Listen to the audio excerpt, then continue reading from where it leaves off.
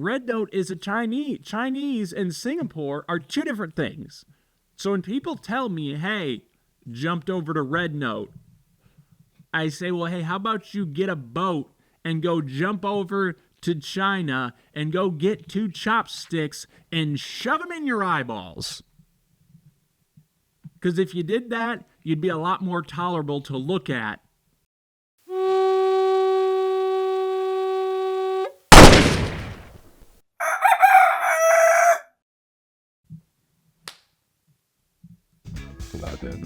Hello.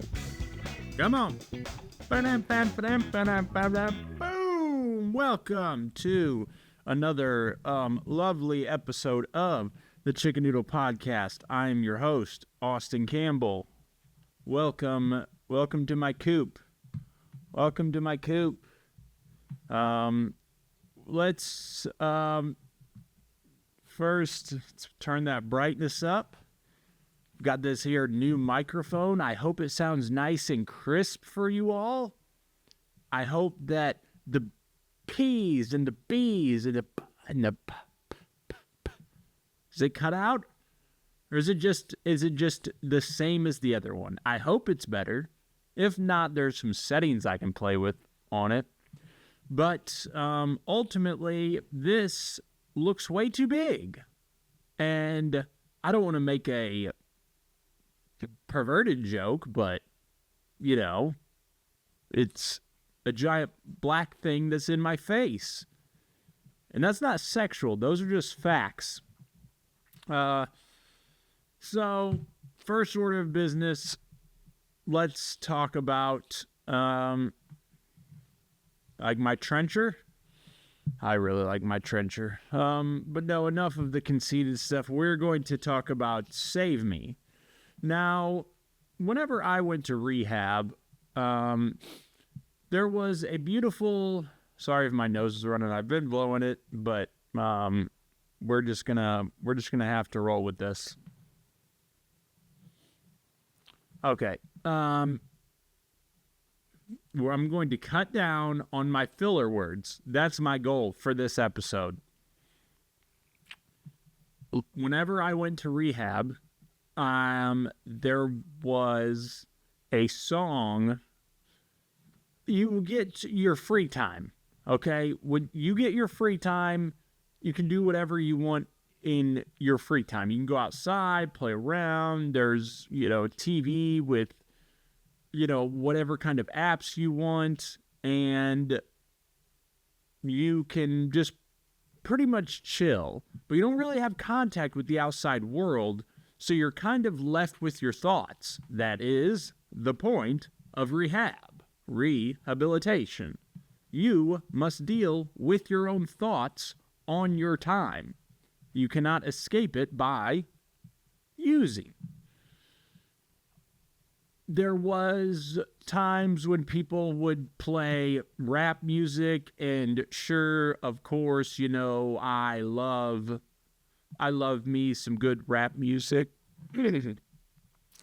But I think sometimes it would take away, it's when you're listening to rap music inside a rehab center, it kind of doesn't hit the same.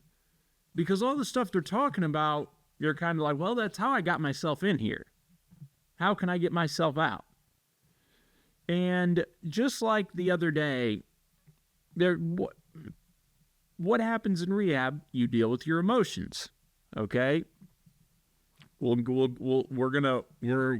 an octopus right now. Come with me. Let me lead your thoughts. I'm an octopus. There's a painting. I've got about 8 tentacles going.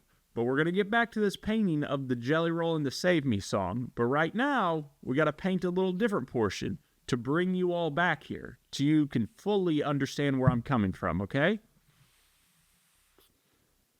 So, my wife, of course, my beautiful wife, shout out wife, she's pregnant. And we go to the doctor's appointment. And one thing about a doctor's appointment, if you're a man going into any kind of appointment when your wife or your spouse or your girlfriend or whoever is pregnant, One thing you can almost count on for sure is that you're just there. Okay? And what I mean by that is I'm sitting with my wife in one of the waiting rooms, and or not a waiting room. And they called us in from the waiting room, and now we're in this like cubicle room. And we're waiting for one of the, lab coats to come in and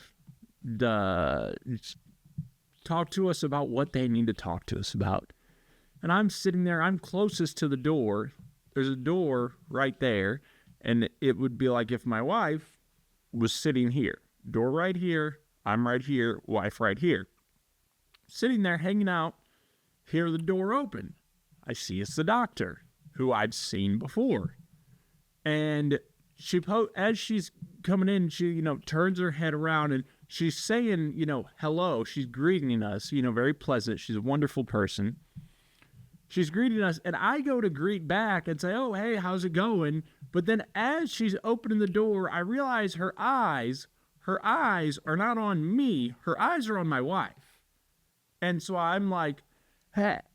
And then I see she's not even looking at me. So I'm like, you know what? I'll sit this out. Fine with me. I'm not one for pleasantries anyways. Sometimes. So then we are talking. They are talking. I'm just there. And that's just how you have to sit with it. You have to sit with it. And it's not all about you, which I have a hard time doing. Hence why I feel like my thoughts need to be out into the world. I was sitting there. So that was the doctor's appointment. Wrap that up. You're just there. Okay? We're the octopus painting the beak. We're not painting the beak yet. Now we're going to go to a different part. Then we're going to remember Lainey Wilson. We're tying it back into that. Or the Save Me song. Sorry. Jelly Roll, Lainey Wilson. So then we're on another part of the doctor's appointment. Now we're at the ultrasound. And I'm at the ultrasound. Of course, female, what are they called? Ultratechs? I think that's what they're called. And my wife, who is female, they are doing the ultrasound, and I'm sitting off to the side. And I'm just there. They talk to each other. They don't really talk to me. But the more I think about it, I guess I understand it because they don't know who I am. And I guess with HIPAA and privacy and blah, blah, blah, I guess that's just standard protocol for them. And I'm sitting there before the ultrasound happens, and I'm sitting there, and I'm like, why am I feeling like this? We have never heard the baby's heartbeat prior to yesterday. We never heard the baby's heartbeat, and we've done an ultrasound before, but ultimately not heard the heartbeat, and you don't really know what's going on in the stomach. You just don't. So I'm sitting there, and I have this feeling in my stomach, and I'm like, before the ultrasound is going on, and I'm like, man, what in the world am I feeling? Now, I haven't been through this baby stuff in about 7 years.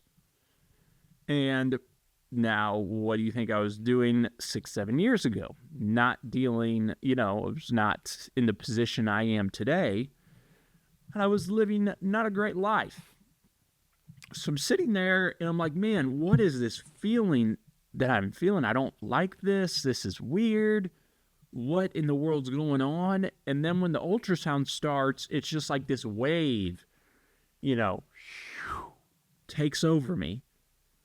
And I'm like, oh my gosh, hey, I'm scared. It's a revolution. I feel emotions. I deal with them properly. And I am perplexed by this feeling of thinking, man, what is it that I don't like about this? And I realize that's what I was running from for 10 years. We figured it out. We figured it out. Woo! We figured it out. So that is what I'm So you deal with your emotions. And I've worked very hard to be able to deal with them properly.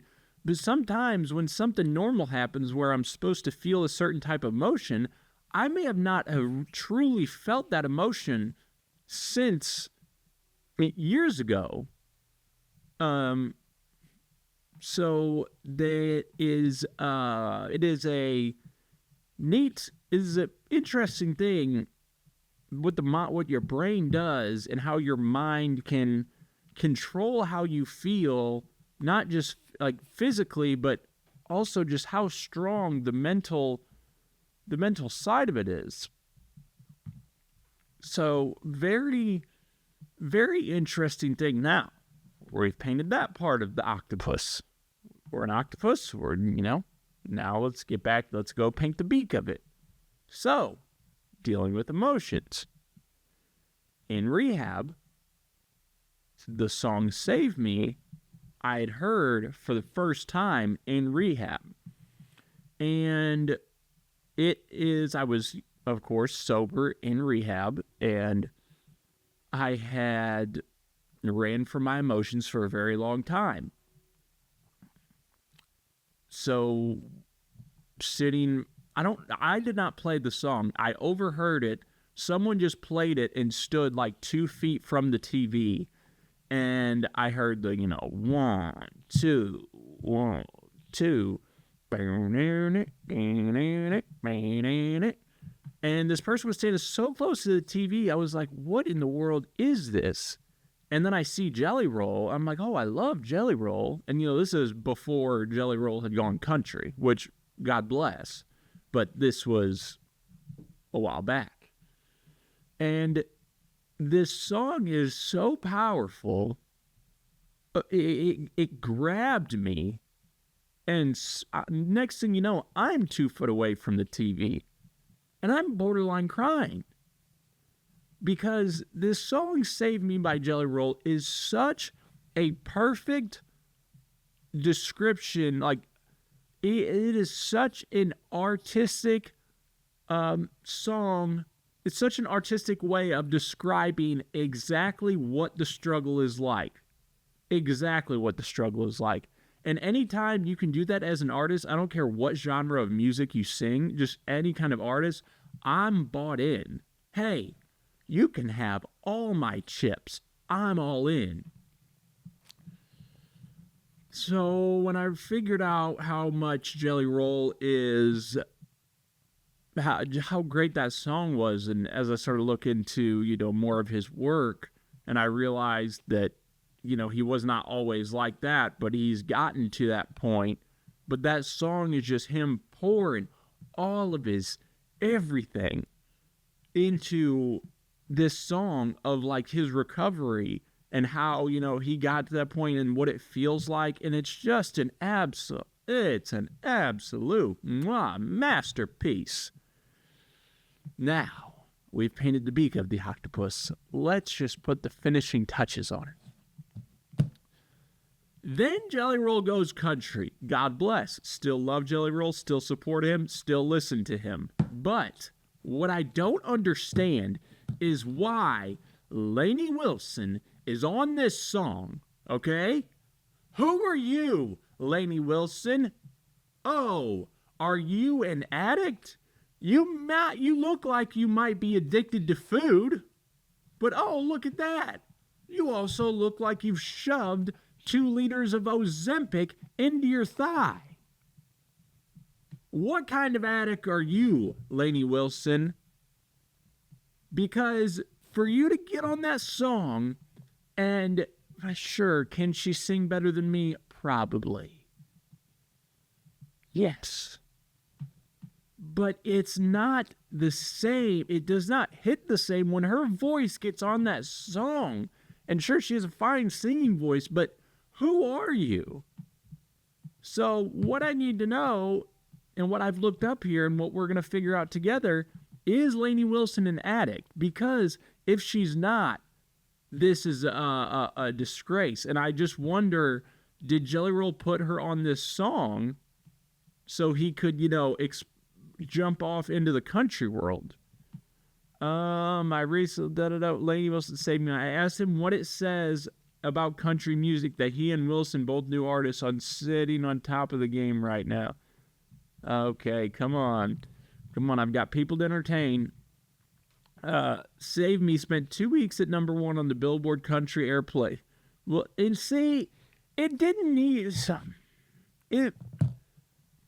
There's people out there that don't even know that this song was put out before Lainey Wilson even existed. And it fires me up that she just gets all this credit for just nonsense just because it was just like she just opened a door. This is what I say to, first of all, let's start with praising Lainey, man. I pride myself on being a really hard worker, Jelly Roll. This is what I say to people. I do the stuff that other people in this town won't do. Lainey Wilson does stuff that I won't do. She is working as a cross paths on the set of American Idol. When I see her, I can tell it was Man, Both Wilson and Dollar. Okay, whatever. I knew I wasn't going to find it, but I can't find anything that says Lainey Wilson's an addict. But surely my boy Jelly Roll wouldn't have put her on there if she wasn't an addict. But hey, I smell Ozempic from a mile away. So unless you want to show me your receipts, Lainey Wilson, of you going to the gym and working out and losing it naturally or just cutting down your diet, unless you want to get a hold of your regular, not pharmacist, unless you want to get a hold of your regular doctor, I feel like there's another word for it, but maybe not. I am a moron. Unless you want to get a hold of your regular doctor and have them make a public statement saying, I've never prescribed Lainey Wilson, my client, Ozempic, then you can expect your support from the Chicken Noodle podcast to go no further. I'm sick of it. Just get on there and just a song. You don't need to be on the song. That's what these broads do. These broads, they just, they see a guy that's doing just big and, successful and da-da-da, and then they just take the moment and they just pounce on it. And I'm sick of it. All right. I'm sure you guys are tired of talking about that. So let's talk about football. You see the trencher coat's nice, don't you? Well, the Chiefs are coming to they're hosting the divisional round, and Patrick Mahomes has just never lost in the divisional round, has he? No, he hasn't. And they're versing the Houston Texans. And the last time they played Houston Texans in Kansas City, I was there. With my lovely wife. I was there. And what I can tell you is they may have only won by 8 points, but that game was never close. Okay? The Kansas City Chiefs are going to piss all over the Texans. Okay? They're going to piss all over the Texans. And you might say, why? You see this, number 7? This is my guy, Harrison Butker. And he stands up for what he believes in. And he probably wouldn't say, he probably would, me and him would probably be friends. He would probably be a great person in my life to have. Maybe we will be friends one day. But the important part is he stands up for what he believes in. Have you seen this college speech? Oh no, he is offensive. How can he say this about women? How can he say this? Blah, blah, blah. Shut up. You need Jesus in your life. How about that? sick of it. Oh my God, how these women need to be in the kitchen. Oh my, the women, how can we don't need to all be moms. We just need to be business. Hey, being a mom isn't so bad. What do you, look in if you find something wrong with Harrison Butker's speech at whatever college he gave the speech at, it was either Catholic or it was a religious college, and they asked him to do it. And everyone there knew what they were getting into. I don't come to your, to your big rallies where you're like, oh, I don't come to your non-God rallies and say, oh, there's no creator, trust the science real. I don't come there and say, oh, how could you? I let you believe what you want to believe. But for these people to think that Harrison Butker is some kind of monster, all because his wife is a homemaker, because he makes a good enough living to provide that. Hey, you know which women would love to be homemakers, keep a house clean and not have to go to work? All of them, right? But the problem is so many of you women have been brainwashed, and you've been sold on this idea that you need to be big business women. Oh, I got to be a boss chick. I got to be a boss girl. I need to be a careerist. I just can't. I can't even think about a family. I have a job to do. Hey, sweetheart, that job doesn't bring you happiness, okay? It's a trade-off. I give you my time, you give me money. When you go home to a family, hey, I give you my time and you give me love. It's a beautiful thing. So, of course, I don't wear many jerseys. This is the only one I actually own. But I felt like I needed to own it because he doesn't back down from what he believes in.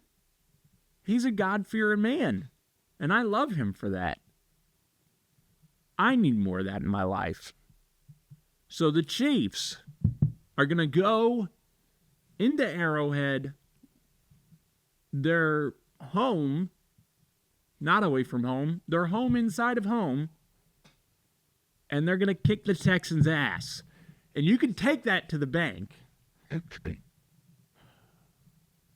Woo! People that want to talk about, Patrick Mahomes, the Chiefs' offense don't look the same. Number 1 seed, 15-1. I don't want to hear it. Hey, go look at any quarterback's stats in the playoffs. Patrick Mahomes is at the top of every single category. So, all you people that want to hate, keep doing it, because that's the beauty of sports. Filler words, filibuster. TikTok. What's going on with TikTok? Is TikTok getting banned? I don't know. I don't think so. I've been saying from day one that TikTok's not going anywhere. There's way too much money involved in TikTok for it to be going anywhere. Now, if it really gets banned, I'll eat my words. But people are going to Red Note. Red Note is a Chinese app. It's not even. Who's the guy that owns TikTok? Singaporean? He's from Singapore. Red Note is a Chinese. Chinese and Singapore are two different things.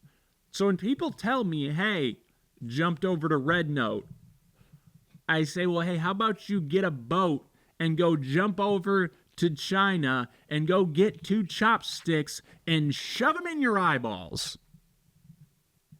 Because if you did that, you'd be a lot more tolerable to look at rather than these words coming out of your mouth. Oh, I just jumped on Red Note. Hey, Red Note sucks. Hey, ask me if I've ever downloaded it. No. And I wouldn't. TikTok going away is a net positive because of short form content. I don't believe it's good. That's why I do a longer podcast. Hey, sit down, get comfortable. It's good for your attention span.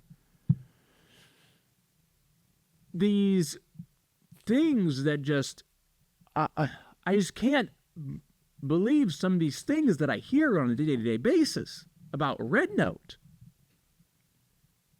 We have Instagram, Facebook. Now, Snapchat, I'm okay with getting rid of that one. I think that app's, I think that's just, that app's for the kids. That app's for the children. And I don't think it's good. But TikTok, I was against for a very long time. I went when I got out of rehab and I came, when I got my stuff together, I had my phone. I refused to download it for a very long time. I'd say probably about 6 months when everyone was on TikTok. I don't know. There's no way of me knowing for sure, but I'll say 4 to 6. But I know it was a good while. I was like, everyone's on TikTok. I'm like, no. Do what everyone else is doing? Haha. No thanks.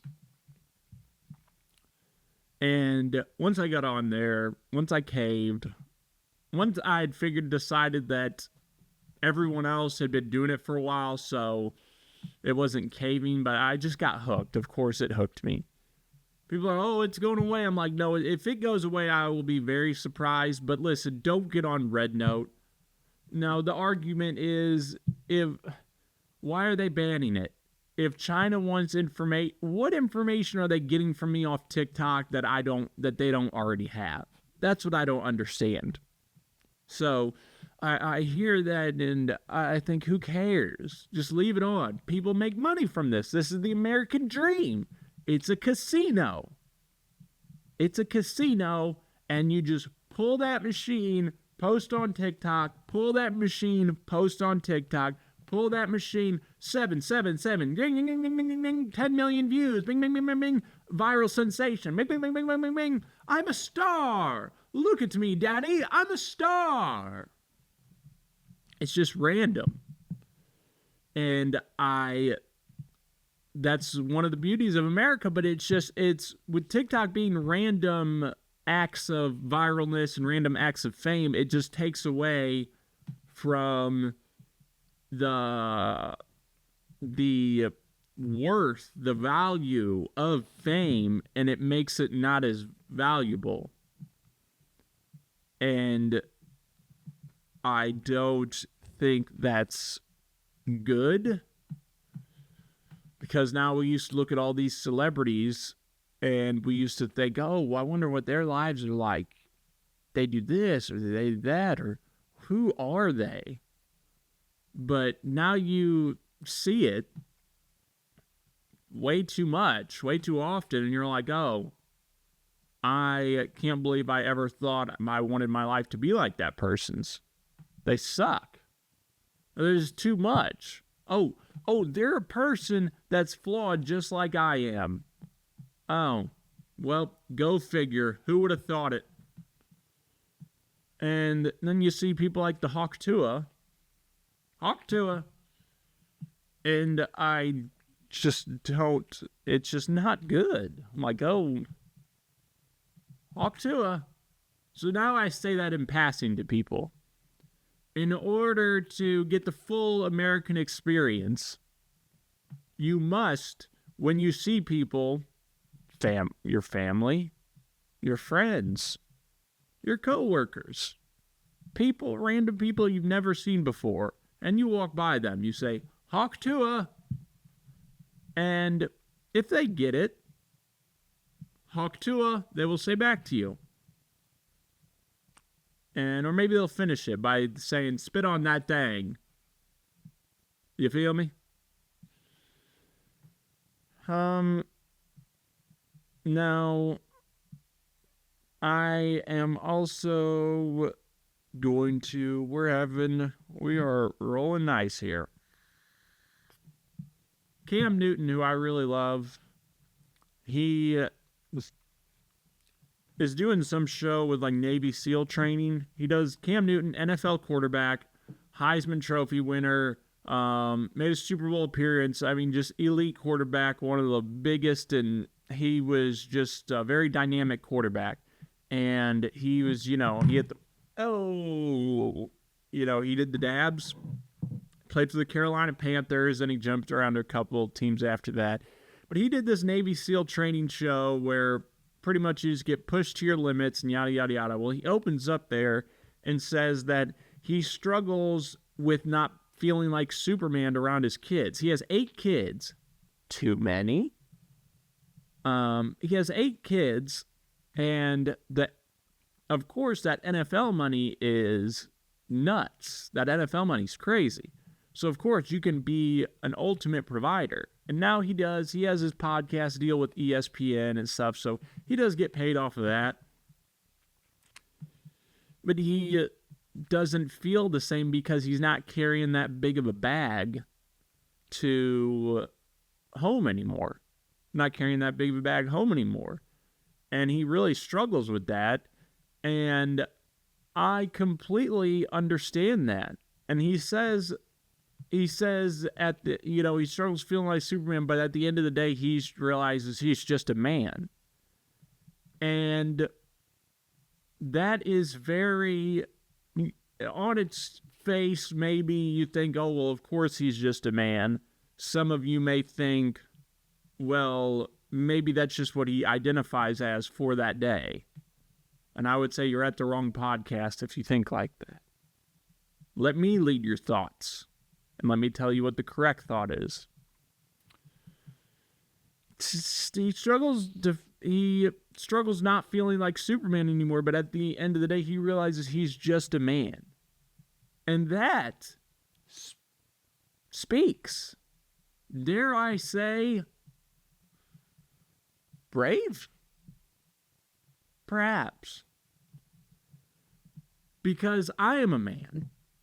And at the end of the day, when I come home, all I think about is how can I provide better for my family. And some people may say, well, he had all that money, he should be set for life. And I would say, hey, did you hear about the part where he had 8 kids? I don't know how many different baby mamas. Let's see. How many baby mamas does Cam Newton have? He has, come on. I have 2 baby mamas. I'm ready for them to move on because I'm moving on. Okay. So, 2. So I don't know how many kids with 1, but let's say it's just 4 and 4. Hey, that's a lot of people to provide for.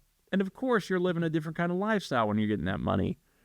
But he decided to step away from the game, and whenever I come home, I just think, how can I provide better?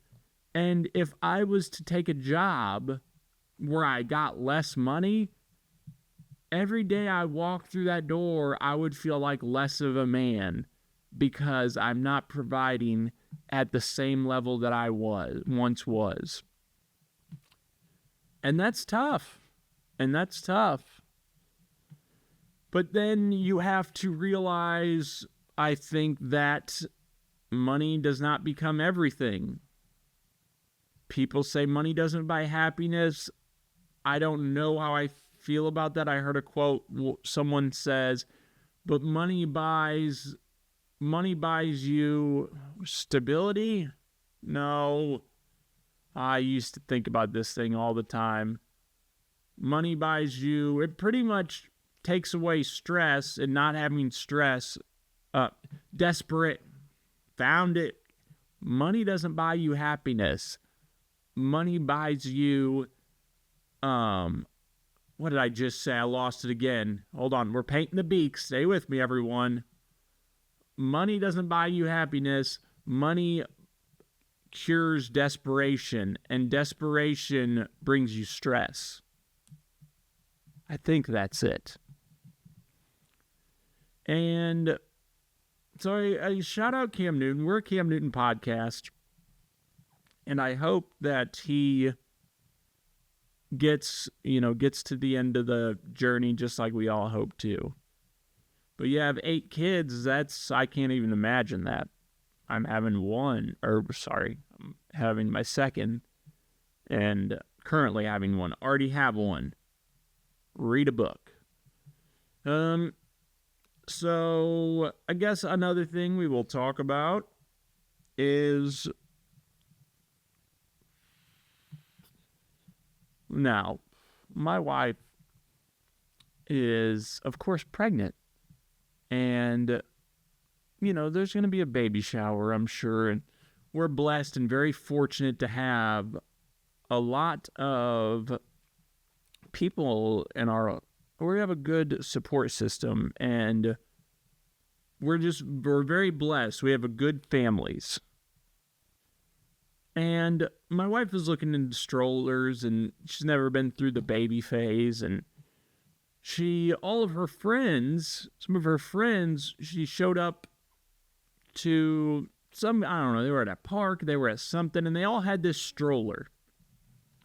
And they were all talking about this stroller that they have, and my wife being pregnant was like, what they were called. They said, it's the Noodle stroller. You have to have it. And they all had one, and it's a stroller and a car seat, and they all have one. And the difference, well, how do I want to paint this picture with the octopus? So she comes home and tells me about this stroller that she wants to have. And I say, yeah, sure, this is, great. What is it? She's acting a bit odd about it. She says it's called the Nuna. And I said, oh, okay, I've never heard of that brand. And then I looked it up, and for this stroller in a car seat, it's $1,200. $1,200 for a car seat and stroller. Oh, but all my friends have it. And da-da-da-da-da. I'm like, listen, I've used many car seats and strollers. Not a one of them is worth $1,200. It's one of the most outrageous things I've ever heard in my life. And, one of your friends has it. And, what does his husband? Her husband's a farmer, and he's worth $1 million. Hey, if you're worth $1 million, go buy that $1,200 car seat and stroller if you want to just piss your money away. But let me tell you something. For $250, you can get a dang good car seat and stroller combo. Well, I want it to be easy. Listen, let me tell you, for all you people that are about to have kids, or that are thinking about having kids, or you're pregnant, or maybe you just don't know when you're worried and you're scared. Oh, I just want it to be this. Listen, assembling flipping the stroller up and putting it down, storing it, it's all easy. It's not as hard as people make to think. I see some of these just giant eggheads, some grown men. They look at a stroller and they're like,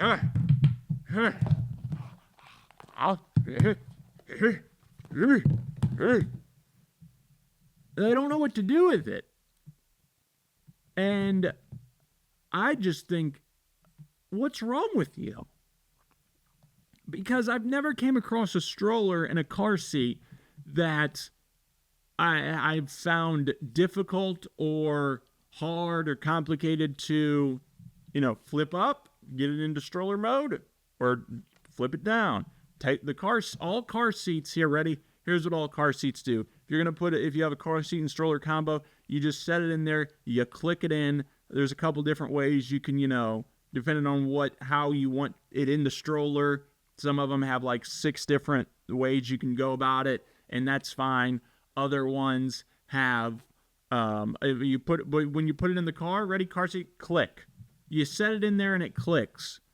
You have a base that you strap in one time, put the seatbelt through there, click it in.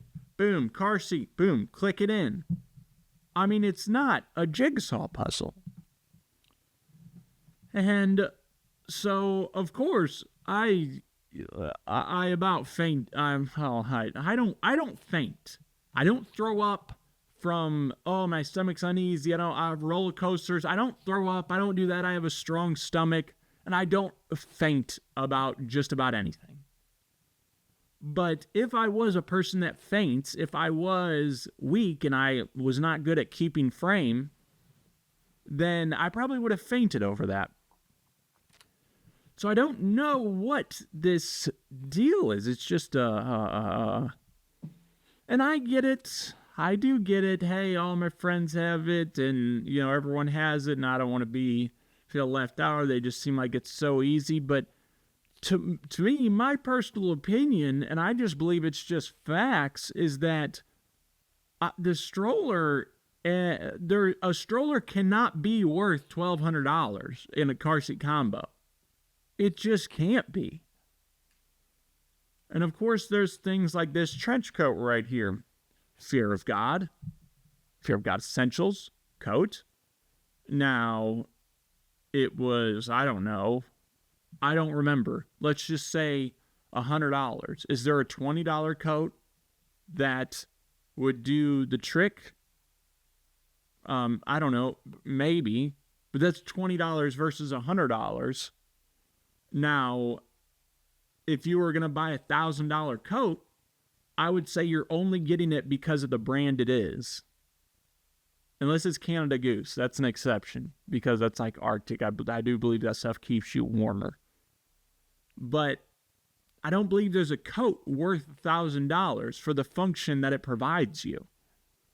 Just like I don't believe there's a stroller worth $1,000 for the function it provides you. Do you guys know about any of that?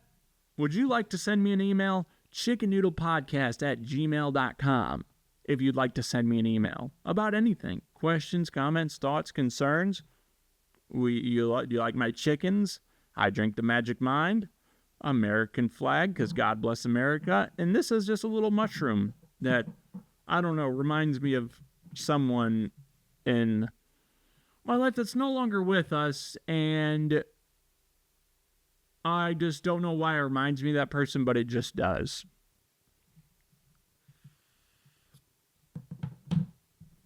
So I guess that is where we will leave everything today. I need to go get my daughter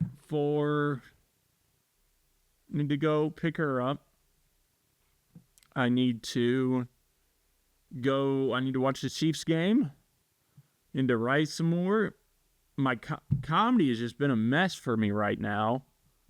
For those of you that may not know, I've been doing stand-up comedy for about 3 years, and the place where we do our open mics got shut down. They closed. Before that, the comedy club in Cape closed, and I just haven't found a spot to be able to do an open mic so I haven't touched a stage since my last show I did, which was, I'm probably 3 months off of a stage, and that's not good. Because, A, I like to be the center of attention, even though I think I don't, but I think I like to try and hold court and talk. But B, my writing's just going to absolute ish. And you don't use it, you'll lose it. But I try and do this, play my flute, and do just other things that keep my comedy brain a-ticking. But the only other spots that want to have us are these pool halls. And God bless them, of course, very grateful for them to want to host us. But there's just so much smoke in there. I've never seen so many people smoke inside one building at the same time. I don't know what to do. And, of course, it's been the holidays, so it's been busy, but it's just been difficult. So, I don't have anything on the books right now. I don't know if I'd be okay with even doing a show right now because, well, there is something I do have to address. That's no one's business but my own. But I just don't think I just can't in good conscience do a show right now, knowing that I haven't been up in a while. But I've done that before and, of course, performed fine. But you're just always you're one set away from a bomb at any time. So, I guess I'm just rambling right now. So, thank you all for listening. God bless you. God bless America. And, God bless you. God bless America. I will see you next weekend. If you have any thoughts or anything, please shoot me an email. Anything you think that would make this show better, I'm open for it. Anything you think that sucks about this show, I'm open to that also. I try and have a trying to have notes, not red note, not the Chinese. I try and have notes. And I try and bang, bang, bang, bang, bang, bang. Hopefully it makes it better. If not, whatever. Anyways, God love you. Goodbye.